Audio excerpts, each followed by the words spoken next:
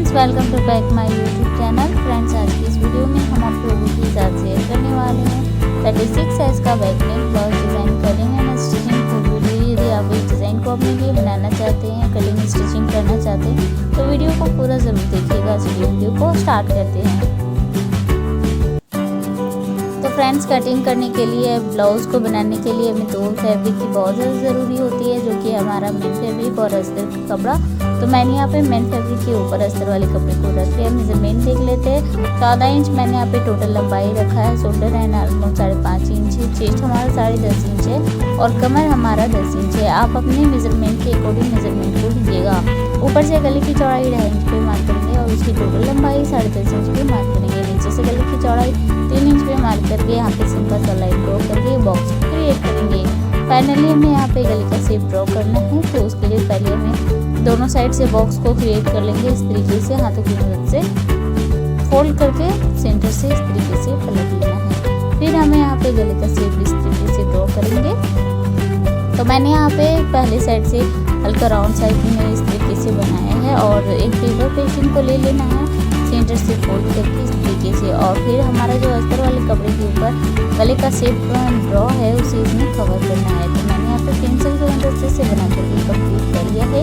Half inch का margin देते हुए मैंने पेपर पेस्टिंग की कटिंग कर लिया है और अपने आयरन की मदद से इसे पेस्ट कर लिया है। फिर हमें यहाँ पे मेन फैब्रिक के ऊपर इस तरीके से रख लेना है और पिनअप कर लेना है। पिनअप करने के बाद गले के शेप के अकॉर्डिंग हमें यहाँ पे स्टिचिंग करनी है। तो हमने जो पेपर पेस्टिंग के ऊपर ड्रॉ किया था सेम वैसे ही हमें सिलाई को कर लेना है और फिर जो हमारा एक्स्ट्रा पेपर पेस्टिंग होगा उसे कट करके हटा लेना है। पूरे नेक में छोटे छोटे कट्स लगाएंगे इस तरीके से और फिर हमें अस्तर वाले कपड़े को अंदर की तरफ इस तरीके से फोल्ड कर लेना है। तो मैंने यहाँ पे फोल्ड कर लिया है और फोल्ड करने के बाद अब हमें हाथों की मदद से फिनिशिंग देते हुए जाएंगे और ऊपर से एक पैर का मार्जिन कवर करते हुए फिनिशिंग सिलाई को देंगे। तो मैंने यहाँ पे फिनिशिंग सिलाई को कर लिया है कंप्लीट, जैसा कि आप देख पा रहे होंगे। अब हमें मेन अटैचिंग करना है मेन फैब्रिक और अस्तर वाले कपड़े को ज्वाइन करने के लिए मैंने यहाँ पे अस्तर वाले फैब्रिक के ऊपर से एक पैर का मार्जिन देते हुए इसकी स्टिचिंग कर रही हूँ।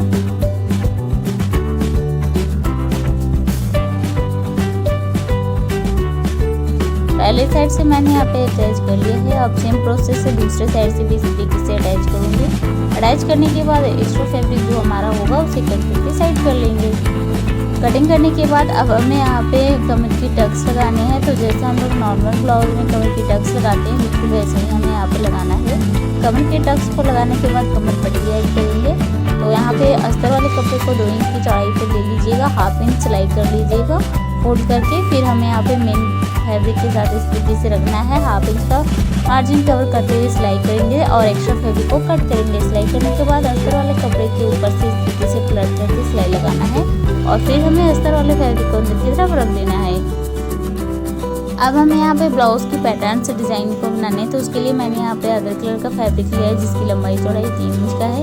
इसी स्क्वायर शेप में है तो इसे हमें कन्वर्ट करना है ट्रायंगल शेप में, जैसा हम लोग करते हैं बिल्कुल वैसे ही इस तरीके से करना है।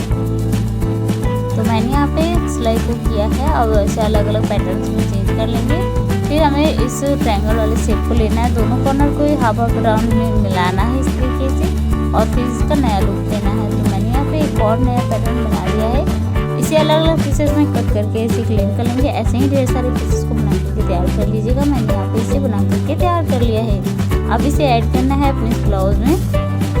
तो ऐड करने के लिए पहला पैटर्न को लेना है इस तरीके से और गले की जो हमारी शेप है उसी के अनुसार इसे रखते जाना है बिल्कुल साइड से और ऊपर से सिलाई लगाते जाना है। तो जैसा कि आप देख पा रहे होंगे बिल्कुल वैसे ही हमें यहाँ पे इसमें ऐड करनी है। तो मैंने यहाँ पे राउंड वाले शेप में पूरी तरीके से इन पैटर्न्स को ऐड कर दिया है और अब हमें इसका सिलाई कवर करने के लिए ले लेंगे गोल्डन कलर का लेस। आप चाहे तो मैचिंग लेस भी ले सकते हैं। लेस को लेने के बाद हमने जिस तरीके से ये पैटर्न्स को ऐड किया अपने ब्लाउज में, वैसे ही गले के शेप को देते हुए हमें इस लेस को भी ऐड करना है। तो हाफ इंच तक हमें पहले जितना हमारा गले का शेप राउंड वाला है बिल्कुल वहीं तक यानी कि मैंने जहाँ तक पैटर्न को ऐड किया है वहीं तक लेस को भी ऐड करेंगे और लेस का दूसरा सिलाई भी पूरा कर लिया है मैंने। Extra fabric, extra less, extra वगैरह सब कुछ काट लेके इसे क्लीन कर लेंगे। पैटर्न्स को ले लेने हैं और एक न्यूज़पेपर में ले लेने के बाद हमें दोनों को मिलाते हुए एक सेंटर पे मार्क कर लेना है और दोनों को मिलाते हुए इस तरीके से पहले दोनों साइड से इस तरीके से ले लेना है और इस एक सिलाई लगाते जाना है। यानी कि हमें दोनों साइड से इन पैटर्न्स को लेनी है और ज्वाइन करने हैं। ऐसे ही करते हुए हमें यहाँ पे सारे पैटर्न्स को कंप्लीट करने हैं। पहले आपको क्या करना होगा कि न्यूज़पेपर ले लेना है और सेंटर पे एक लाइन ड्रॉ कर लेना है। उसके बाद ही हमें सेंटर से रखते हुए इन दोनों पैटर्न्स को ऐड करेंगे इस अपने न्यूज़पेपर में। तो आप जैसा कि देख रहे हैं वैसे ही हमें यहाँ पे इस तरीके से इन पैटर्न्स को ऐड करके कंप्लीट करना है।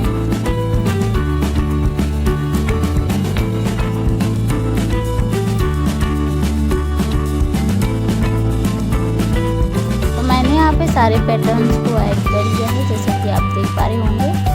हमें इसकी लंबाई जो गले के सीम में लंबाई वाली पार्ट है उसी के अकॉर्डिंग लेना है। फिर हमें साइड से न्यूज़पेपर को हटा लेंगे कटिंग करके। फिर हमें ले लेना है रेडीमेड डोरी, इसका चैन बनाएंगे, इसलिए आप थोड़ी ज़्यादा ही मात्रा में डोरी खोलें तो बेटर होगा। फिर हमें सेंटर से पहले एक सिलाई लगा लेंगे। सिलाई को लगाने के बाद एक दूसरे को इस तरीके से पलटते हुए जाना है और सेंटर पे एक सिलाई लगाते जाना है। जैसे कि आप देख पा रहे होंगे स्क्रीन पर कि मैं यहाँ पे किस तरीके से चैन को क्रिएट कर रही हूँ, बिल्कुल वैसे ही हमें इसमें बनाना है चैन को।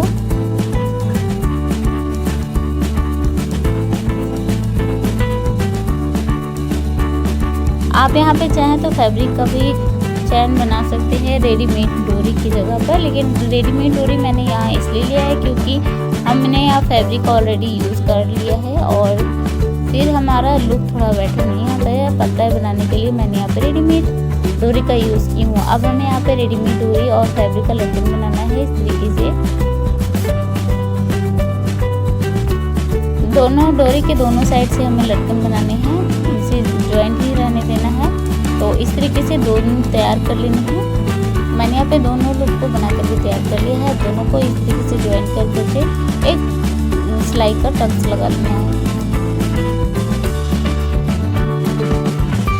दोनों को फ्लावर शेप देते हुए मैंने यहाँ पे इसका ज्वाइंट कर लिया है अपने इस लुक के साथ। अब हमें इसे मेन फैब्रिक के ऊपर रख लेना है इस तरीके से और एक सेंटर से रखते हुए सिलाई लगाना है।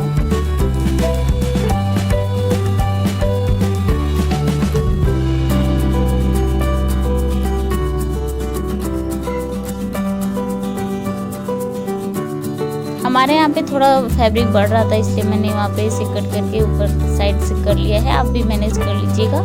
तो इस तरीके से मैंने यहाँ पे इसे ऐड कर लिया अपने ब्लाउज में। फिर हमें यहाँ पे फ्लावर का जो सेंटर पार्ट है उसमें एक फैंसी बटन का यूज़ करेंगे।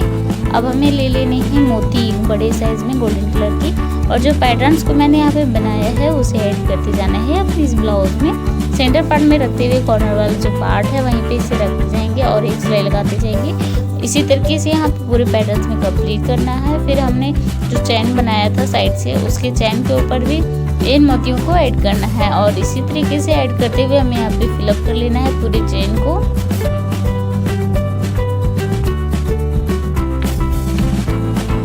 तो मैंने यहाँ पे सारे चैन और पैटर्न्स में इन मोतियों को ऐड कर लिया है जैसा कि आप देख पा रहे होंगे। मैंने यहाँ पे इसे फिलअप कर लिया है, कंप्लीट कर लिया है। अब हमें डोरी और लटकन को बनाना है। तो मैंने यहाँ पे रेडीमेड डोरी को ले ली हूँ और फैब्रिक का लटकन बनाना है।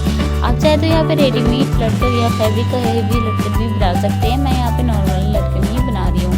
तो मैंने यहाँ पे दोनों लटकन को बना करके कर लिया है कंप्लीट। अभी इसे ऐड करनी है अपने